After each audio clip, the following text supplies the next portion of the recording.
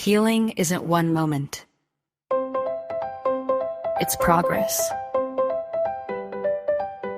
Perspective. Learning what works for you. This is The Healing Side. Conversations about growth, mindset, and the journey toward a healthier, stronger life.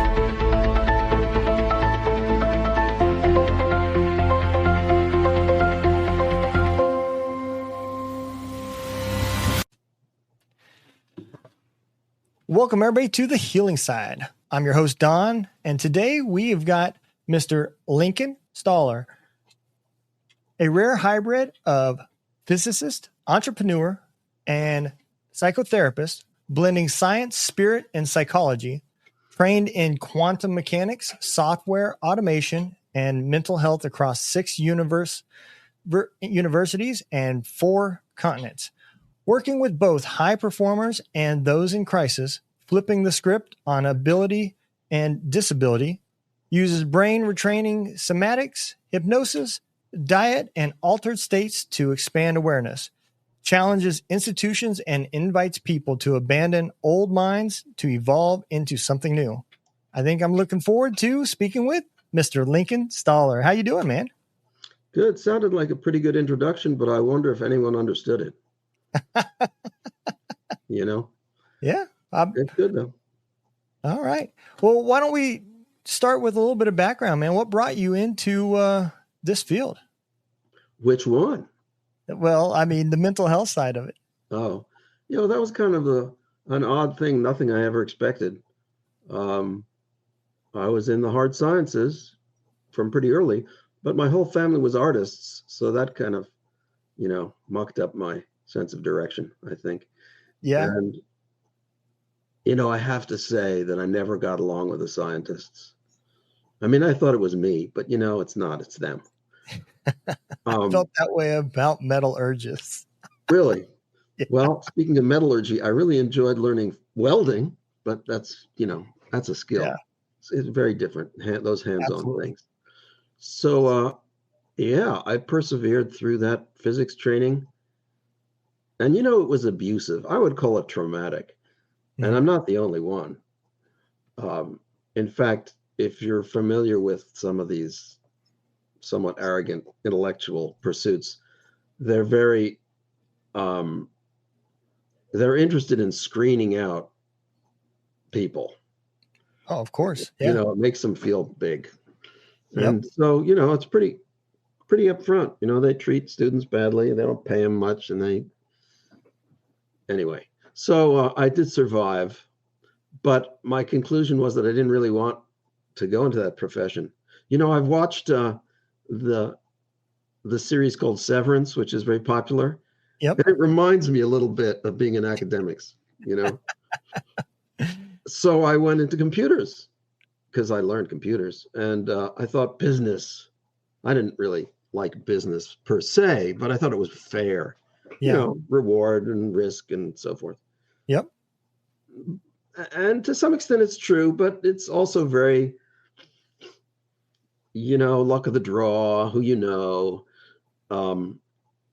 So I met people I liked, met people I didn't like. I continued to be very technical, which is not really that great for a business person because it's really about, schmoozing.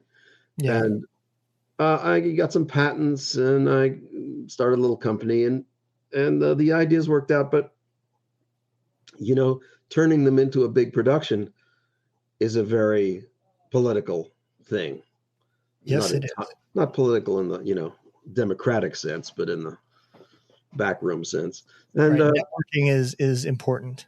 And, I never really liked marketing or sales because I thought that was, low, but it turns out in every field now that I'm getting older, every field is marketing and sales that drives either that or tyranny and dictatorship. So, so I've learned to tolerate and indulge. And look, this is what we're doing right now. This is sales. Yep. This is sales and marketing. Absolutely. Both of our accounts for our respective reasons. Yep. But I still maintain what I'd call integrity. So like today, I'm not going to talk about, what I sell or, why people should buy my product. Because I still feel that there's more to talk about than that. Right. And it's like I said, you gave me this nice introduction, and I wonder if people really understand why I did all those things and why they're not really 5 different things. They all come together. They do. Yeah.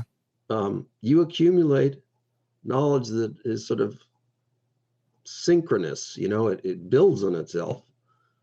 I didn't leave physics behind. I'm still doing active work. And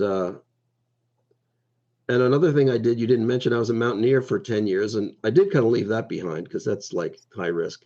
But I've gotten back to it, and now I'm a grief therapist for the Alpine Club, and I'm going to write a book on why people do this crazy stuff that puts their life in danger. Yeah. So that's brought me back to that. And then to fill in the middle part, I guess as a consequence of the mountaineering, I traveled to a lot of cultures, and I thought they were interesting and wondered why I didn't like slow down and get to know the people instead of just rushing past them into the hills. So as I got older, I spent more time, went to Asia, wandered around Europe, not specifically for climbing, though sometimes, and got involved with culture and religion and music, and that was pretty much it. Families. Yeah. That was rich. So that's how I got into psychology. That's the short story. Well, it is, mental health is a big aspect of it, right? I own a media company, but, everything I do does fall back to mental health because that's what brought me into podcasting. I spent time deployed through the military and experienced things that I would never experience again. And the one thing that, all those things that you've got that help you every day is life experiences. Yeah. And that's what you have to fall back on. So I think a lot of that stuff, everything that you did plays a role in what you do next. Would you agree? Yeah. But it should be said that you have to have some navigational ability because you can get stuck in habits that are not. I mean, to sell myself in this regard, I've come to believe that counseling is quite valuable. I'm not sure it's worth what it costs because it's expensive. And that depends on every person's got to set their own value. But it's definitely, for people for whom it works, it's tremendous value. And so I encourage people to, and this, you kind of hinted at that in the introduction. I encourage people, if possible, not to think of yourself as dysfunctional. I mean, there's this word called, what's it called? Divergence or something. Mm-hmm. And it's kind of hokey, right? Because there are people who are nuts, no question. But if you've got to call yourself divergent, go ahead. There's definitely something to be gained from almost any point of view, even if it's crazy by other people's standards. Yeah. I had one client who's schizophrenic who believes the television talks to her and that she controls Elon Musk and all this stuff. And I think, well, okay, but what are you going to do with that? Okay, fine. But where are you going to take it that's useful? Is this insight? Maybe this is insight. Maybe you're picking up on the social zeitgeist and you could use it.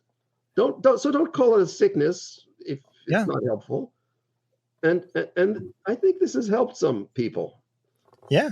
I mean, if she doesn't mind, because she reached out, I'd love to go for a ride on that yacht that he has, because that's pretty nice. So because she hooked me up. Yeah. Well, she stopped working with me because she's kind of abrasive and confrontational. But she at one point accused me of what did she accuse me of? Talking to her work colleagues behind her back. Like she's 3,000 miles away. I couldn't give a shit, right? But, okay. So, see, this is interesting. Everybody's got to project. Yes. Because that's how you see, it's like the camera of your mind projects on the world and that's how you see it. And in some sense, and I think a a counselor, a psychologist has to appreciate this. You are the screen. And it's called transference. But it's kind of a privilege. It's kind of why you're paid. I wouldn't put up with it if I wasn't paid. But, you get to be the enemy. You get to be the hero. It's a little contrived, but okay, it's got to play out. You're giving the person a canvas, and they're advancing above finger painting into some level of skill. Mm-hmm. So, if I've got to be the enemy, okay. I would encourage you not to make me so much of the enemy that you stop working. Right. But, this is what a good counselor has to do. They have to play it. They'll be the target, and then they'll not be the target. Ultimately, you have to take responsibility. But if you're not connected to the outside world and you're totally on your own, then it becomes delusional. Then you don't know reality anymore. Right. So it gets really complicated. Yeah. I mean, it kind of is a segue into my next question. So where, in your opinion, since you've been on both sides of this field, where does science and spirit actually truly intersect at? Well, not where you'd think it intersects. I think it intersects in a combination of being reasonable and emotional. And that lacking either of those is dangerous. If you're too emotional, then you start apologizing for all the ridiculous things you did, which could be violent and destructive. And if you're entirely intellectual, then you just, you Dr. Spock the world away and you don't get anything. And people's communications are not very effective or complete intellectually. They use emotion and empathy and appearance. I mean, just look at the genders, the way women are forced to be concerned about their appearance in a completely different way from men. Yep. So you have to do both. So the intersection, it's more of a melding than an intersection. It's not like two streets crossing. It's more like a roundabout or an open field where you try to develop both. And I would say that there's a third. So you mentioned science, and what was the other one? Spirituality. Yep. Yeah, well, I kind of used emotion to set the the placeholder, but I've been starting to think more in terms of a third. So let's say spirit, intellect, and symbolism. Okay. So that symbolism is it's not entirely intellectual, it's not entirely emotional. It's more like what your dreams do, which is like crazy, it seems. But they're not so crazy because somebody thought them up. You did. There's some neurologists who say this is just like, mental farting of no use at all. And I think that's so crazy to say that when the dreams are full of meaningful situations. Yeah. You don't dream about meaninglessness. There's nothing in your dreams that has no meaning.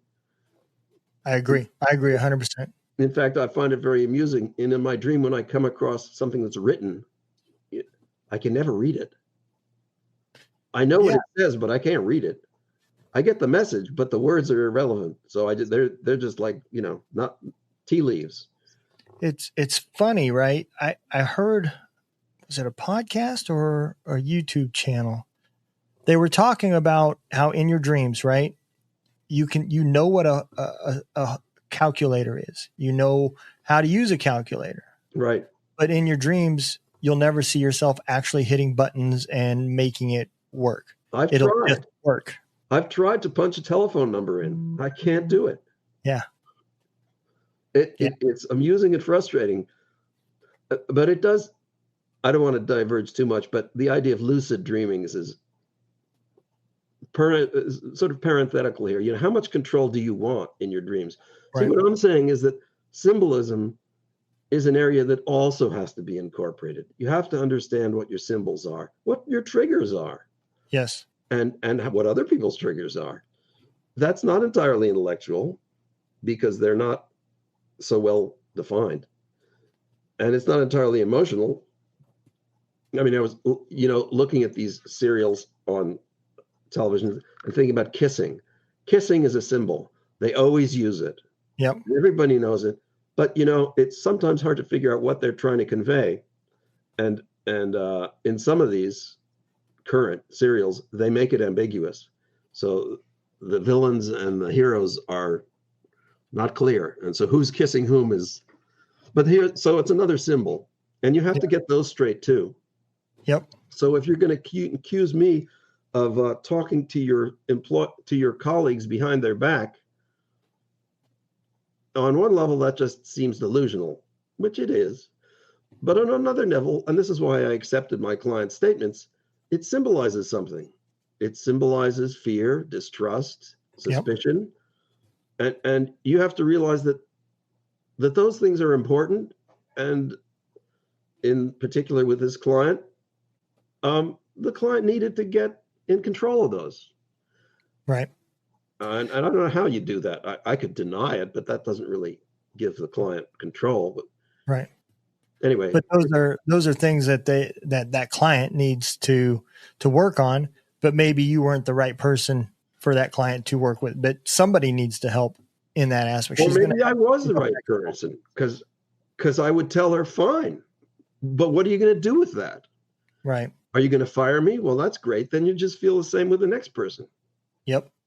That's the true issue is at trust, right? There's a shield there preventing her or him, whoever the client is, for trust. And you got to give up a little bit of that control when you trust somebody. And that may be where that problem lies.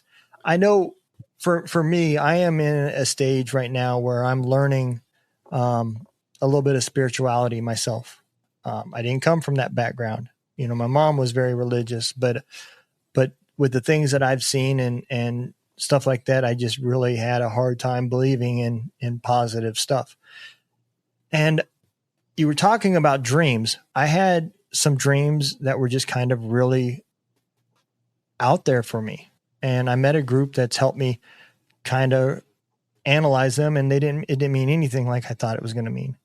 I had a dream of a girl, looked like she was wearing an older, like World War II military outfit, walking down some stairs. And I remember asking her in my dream, are you my guide? And she looked at me and she said, no, I'm you, and just kept on walking. And to go with a few other dreams that I'd had after speaking with my friends, what that really was me telling me, you need to get in touch with your feminine side. You need to start learning how to forgive people and work on empathy and compassion. And those are all things that I forgot through the military. Well, I'll tell you another interpretation, that there is part of you that is a woman and that you don't speak to her very much.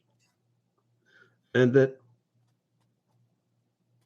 she can emerge somehow in some form. I had a similar dream. I was sitting on a park bench. I was talking to somebody and I said to them, I'm in a dream and you're a dream character. And they turned to me and they said, yeah, me too. You are also a dream character.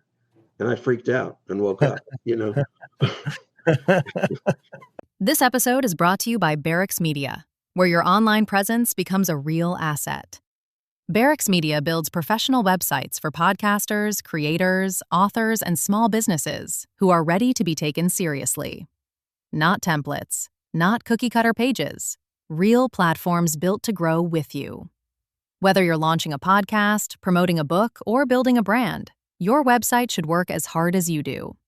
We design sites that convert listeners into followers and followers into clients. Visit barracksmedia.com and turn your idea into a home on the web. And, make of it what you will.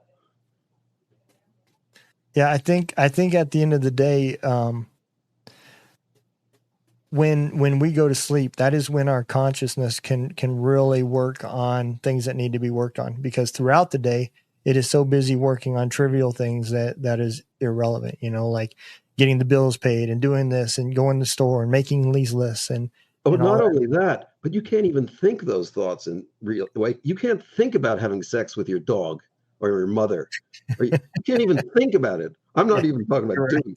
In your dreams, you can go anywhere, but you can't even think about it when you're awake. It would you'd crash your car or something Oh yeah, absolutely. death, Absolutely. you really, so, dreams give you this chance of putting together symbols in ways that, I don't know, it seems dangerous and risky, but I think you have to do that, or else they'll never get explored. You'll never know why you shouldn't do that unless you try. And there are reasons not to do that. Don't have sex with your dog, but don't take my word for it, I don't think my dog would be happy. No, of course not. But if you don't think about it, you can really go off the deep end. You gotta, that's what I'm saying, is what you said. How do you put together intellect with emotion? Yeah. You have to compare the two. Right. Yeah. Well, let me ask you this. So we both agree that dreams are important, right? And they bring meaning and even potential healing and lessons learned that you need to learn and all that stuff to you. Do you recommend to people to journal their dreams at night? So you wake up in the middle of the night and you had a dream and right then, you jot down a few notes about it. So later on, you can actually write about it and then build a dream dictionary from that. So that you start learning what the colors red mean. And, cause everything, like you said, everything has a symbol. You start seeing the color red on things. And for me, that may mean power. Maybe for you, that means anger. Each person is going to be a little bit different in what they interpret those dreams and those to be. And it's like learning a whole new language. You've got to put that together. Well, two answers. First, I think you've taken it too literally because red can mean one thing in one dream and another thing in another dream. Really? Okay. It's your dream. You can make it anything you want. It could mean blood. It could mean the American flag. It could mean the happy sunset. I mean, red's just a color. It attaches to all sorts of things. So the context is important. So don't be too stuck about intellectually interpreting. There's an importance to the ambiguity of it. Okay. So learning symbols also means learning when symbols don't apply. Okay. So, I remember being lost in the woods once and feeling, which I like to do because I have a good sense of direction, and feeling that I finally found out where I was, and I recognized this spot and I recognized that spot and I knew where I was going. And I finally got to where I thought I should be and realized I had no idea where I was. And all these symbols of direction had been misinterpreted. That was not the tree I thought it was. This was not the hill I thought it was. Yeah. So it can work against you. I thought that was very amusing. I was tickled that I could confuse myself so much. But the other answer to your question is dream work is hard. It's disruptive, both emotionally, and it disrupts your sleep and your moods. So I think the answer is yes, you should do it if you want to do it. And if you don't want to do it, don't torture yourself because it'll, there's a right time for it and maybe not a right time for it. I also think I'm not sure, that you'll remember your dreams when your dreams want you to remember them. In the sense that when you've had an impactful dream, it will be memorable. Otherwise, it will just sort of stir the ferment and sort of marinate you appropriately without hitting you over the head. That makes sense. Let me take the chance to say that I have a blog at mindstrengthbalance.com. And if you sign up for it, I have free, I'm just publishing 2 books on dreaming. And they'll be published, it's the 21st of January today. They'll be published in 2 weeks. And if you sign up, you can get a digital copy of one of them. I don't know which one yet. But, they're both real books. And if you go to the mindstrengthbalance.com somewhere, there'll be some pop-up that says sign up for the blog. Okay. And then you sign up, it gives you a link. So that's a start. But as I say, it's work. It's kind of a therapy. It definitely could be a therapy if you take it seriously. And I think if you don't take it seriously, you probably shouldn't bother. You just find it annoying. Yeah, I would agree on that part of it too, that if you didn't take it seriously, it's just going to run you in circles because you can't pop in and out and decide, okay, today I'm going to analyze it and then not analyze anything again for 6 months and then come back in and think that what has happened to you in these last 6 months doesn't affect your dreams, and maybe things mean different things now than what they did. Let me add something. If you start working with your dreams, you'll find yourself daydreaming more. Really? I didn't think about that. It's kind of natural. If you think about these weird things that pop up in your dreams, they're probably going to become more relevant in the daytime. And that's also another way to work with dreams, is to allow yourself freedom in daydreaming. And It's amusing because you'll see yourself stopping yourself. You'll see that there's certain things you don't want to think about, like, the self-censorship and inappropriate thoughts or annoying thoughts and that's not a bad thing. You don't want to get overwhelmed with distress or frustration. But if you're more open, you'll approach it, I think, in a more healthy way. Like I say, it's hard to draw these boundaries. And so intellect is not always helpful because not all boundaries are clear. Yeah. And would you agree that also before you even started analyzing dreams, that if you were, we'll say, somebody with PTSD, right? And you haven't even started talking to anybody, you haven't even started getting help, dream work is not the place to start. Yeah. Then unless you're having nightmares, then you better deal with it.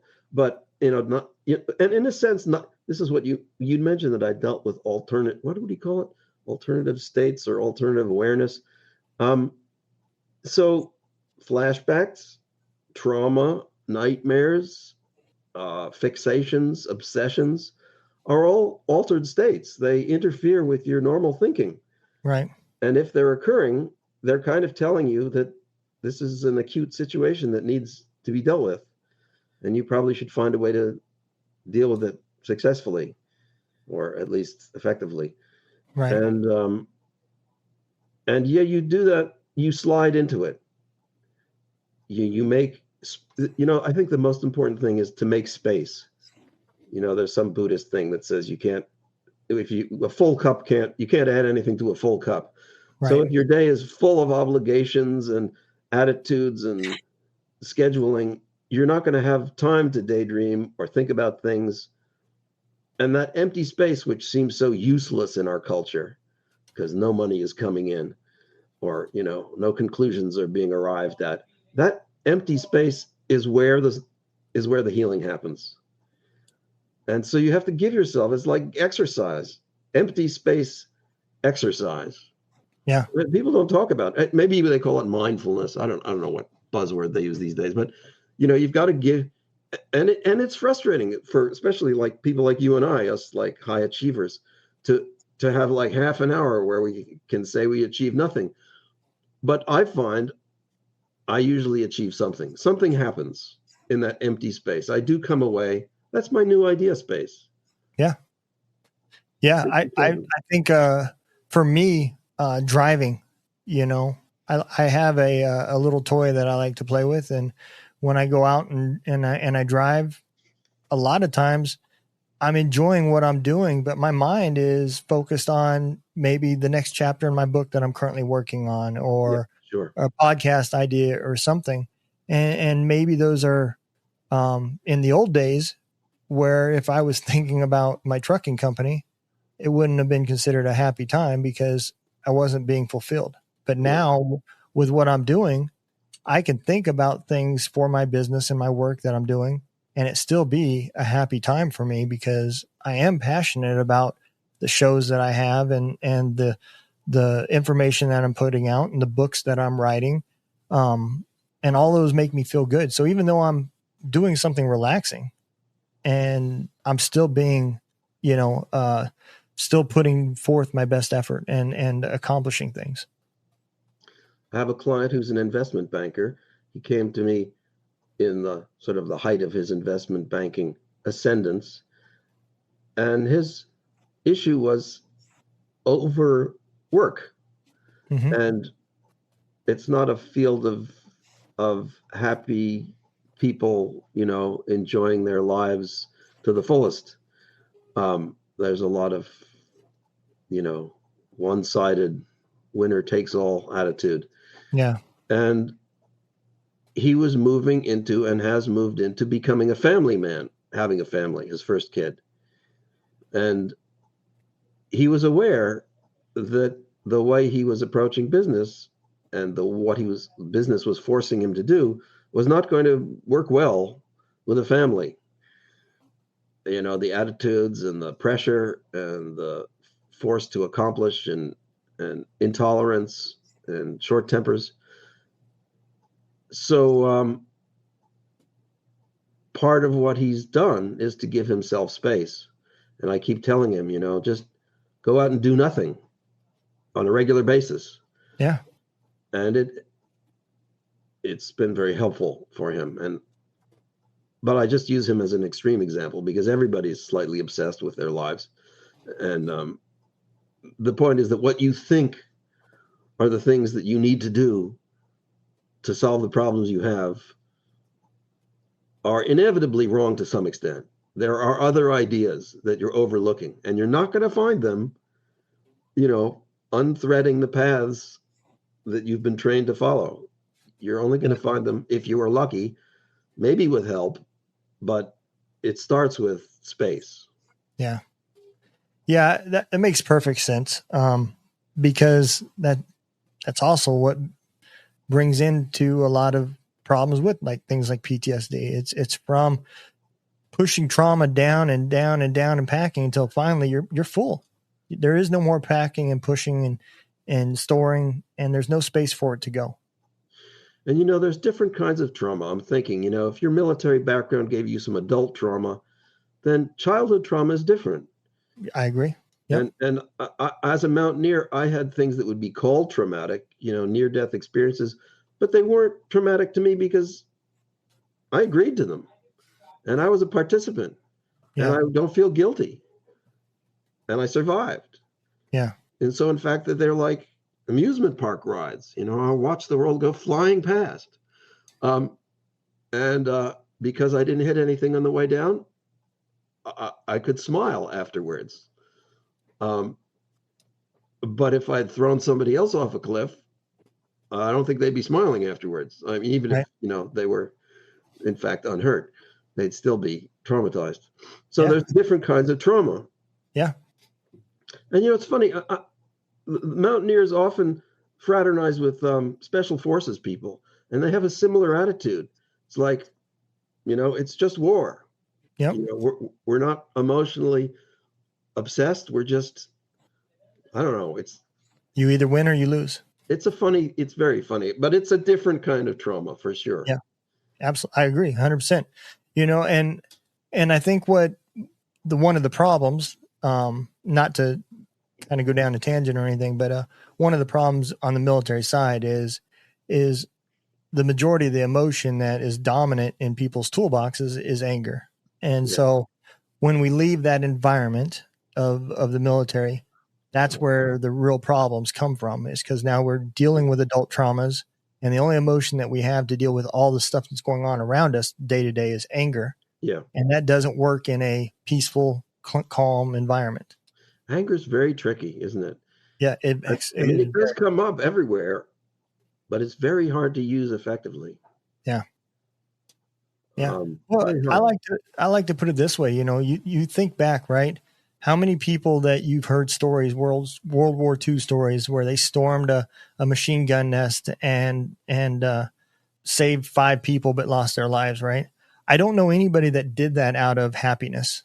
It was anger that pushed them to that point, and the thought of what's going to happen to their buddies or everybody else, and they used that emotion to get through and get to that nest and do what they had to do, whether they made it or didn't make it.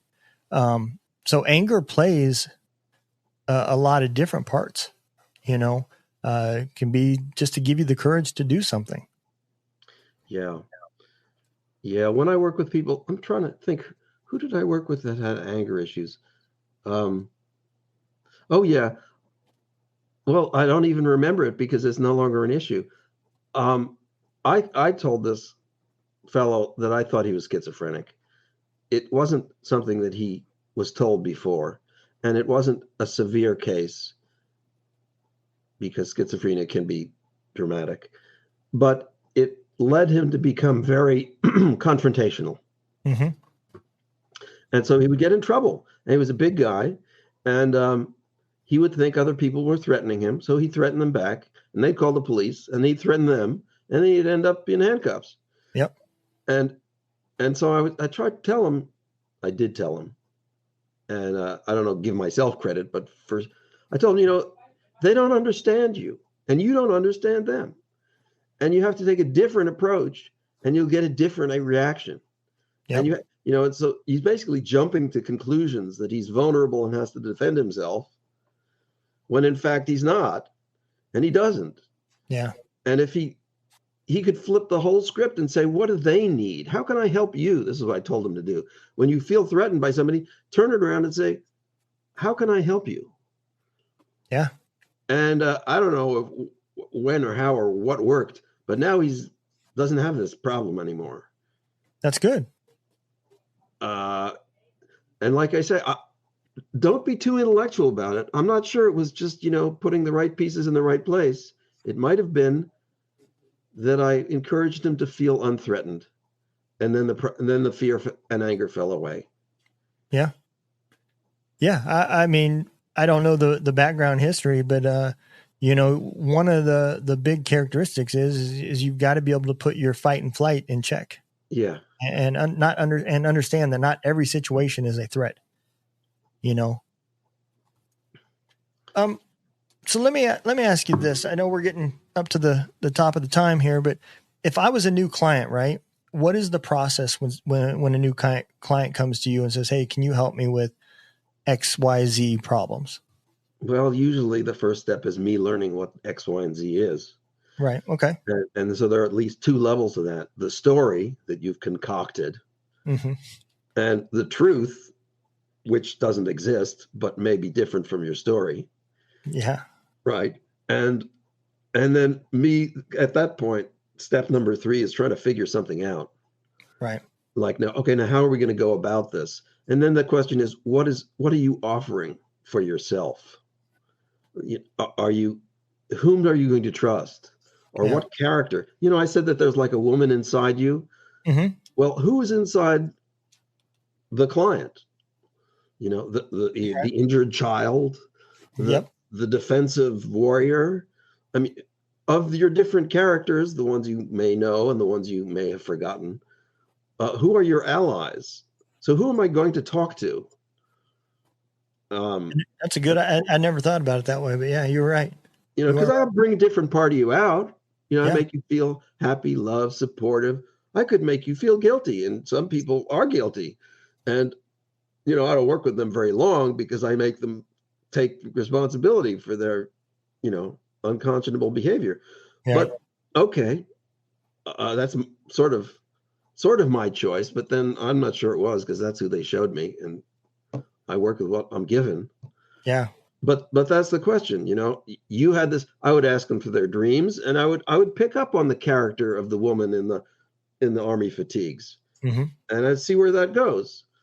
And then I might do this sort of hypnosis guided visualization where I take you to whatever you can imagine, which I love doing because you get the craziest stories. This is like fairy tale world. And I've done this to people and they say, oh, I'm just making it up, or you're just making it up. And it's very funny because after we've made it up for a while, the characters and their stories start taking control of the stories. Which is what an author wants when you write a story. You don't want to be the dictator. You want the characters to come alive. And that is what happens. So the answer to your question is we see what comes alive. Okay.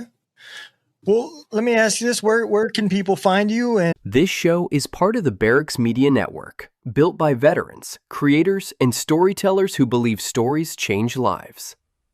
Barracks Media produces podcasts, books, and digital content that amplify voices worth hearing. We help creators launch, grow, and monetize their message without losing their soul. If you've got a story in you, or a show in your head, Go to barracksmedia.com and start building something that lasts. And follow and potentially become clients and all that good stuff. Well, there's lots on the website at mindstrengthbalance.com. And I work with people remotely in as many far and distant lands as possible. But the truth is that I'm a white guy with a European background from the East Coast who's transplanted to the West Coast. And I can't escape certain things in my attitude and my background, right, with the intellect and the science and the dream work and the psychedelics. So, as I told you, it's who comes up in the client and who I can put forward as a person talking to them. Okay. So, I would say that if you're a physicist who likes psychedelics and has been a mountaineer and ran a computer business, then I'm your man.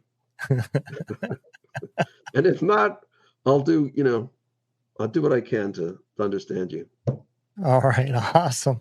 Well, I hope all the mountaineers out there that are listening can reach out to Mr. Stoller. And if not, reach out and have a chat with him and see where it goes, Yeah, I'd be happy to work with 12-year-old Asian girls or 89-year-old Black Africans.